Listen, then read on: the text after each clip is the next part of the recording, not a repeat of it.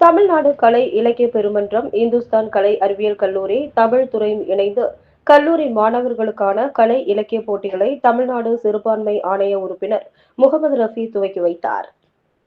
மாணவ மாணவிகளின் கலை மற்றும் இலக்கிய திறன்களை ஊக்குவிக்கும் விதமாக தமிழ்நாடு கலை இலக்கிய பெருமன்றம், இந்துஸ்தான் கலை அறிவியல் கல்லூரி, தமிழ் துறையும் இணைந்து கல்லூரி மாணவர்களுக்கான கலை இலக்கிய போட்டிகள் இந்துஸ்தான் கலை அறிவியல் கல்லூரி வளாகத்தில் நடைபெற்றது.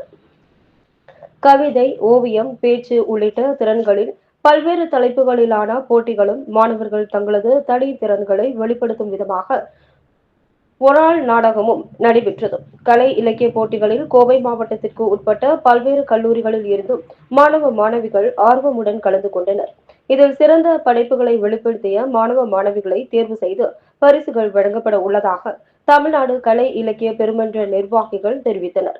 முன்னதாக நடைபெற்ற துவக்க விழாவில் எழுத்தாளர் கா. சு. வேலாயுதன், தமிழ்நாடு கலை இலக்கிய பெருமன்ற துணைத் தலைவர் புருஷோத்தமன், ப. ரமணி, நான்சி மோகன், நான்சி கோமகன், குணசேகர், ஜான், ராஜன், இந்துஸ்தான் கலை அறிவியல் கல்லூரியின் மொழித்துறை தலைவர் முனைவர் காயத்ரி மற்றும் பல்சமய நல்லுறவு இயக்க நிர்வாகிகள் அபுதாகிர், கோவை தல்கா, ராதாகிருஷ்ணன், தகவல் தொழில்நுட்ப அணி பிரிவு அபுதாகிர் உட்பட பலர் கலந்து கொண்டனர்.